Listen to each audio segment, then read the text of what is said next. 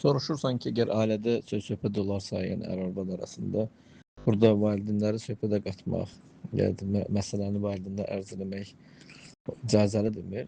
Əsl olaraq budur ki, ər-arvad öz aralarında yaranan ixtilafı özləri həll edirlər. Xüsusən də məsələni Allahın kitabına, Rasulullah sallallahu əleyhi və səlləmin sünnəsinə qaytararaq öz problemlərini özləri əhillərindən uzaq olaraq həll edirlər yəni. Amma ata deyək ki, söhbədə fərq eləmir ya, qızın atası ya, oğlan atası söhbədə qarışırsa da niyyəti nəsihət eləməkdir, məsləhət verməkdir, islah niyyəti ilə.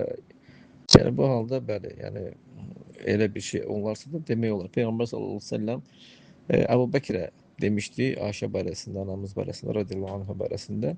O da gələn kimi onu vurmuşdu. Deyir Əbu Bəkr, mən bunu səni buna görə çağırmamışdım. Yəni vurmağa görə çağırmamışdım.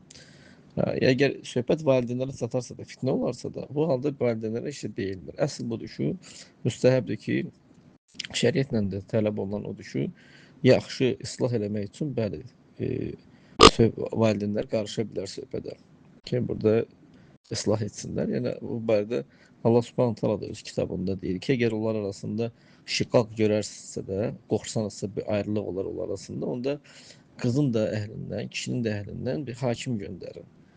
Yəni qızın da əhlindən, tərəfindən bir kəs gəlir və oğlan tərəfdən də. Gəlib oturub məsələyə baxırlar. Ya islah olur, ya ayrılıq olur və yaxud da ki, müvəffəq, təvfiq olur, birləşdirmə olur yəni. Təbii ki, birləşdirmə daha sevimlidir, daha yaxşıdır yəni. İndi baxırlar burada gedən məsləhətə. Yəni burada söhbət nədən gedir, nəyə ixtilafıdır. Yəni əsl olaraq ər-arvad özü həll edir, kişi nəsihət edir, qadın əgər həddaşarsa da sonra nəsihəti götürməzsə də sonra yataq ayırır, əgər o da fayda verməzsə sonra vurur, sonra isə bu mərhələ gəlir çatır, söhbət belə deyək, böyüklərə qalxır. Gələcək Allah bilir.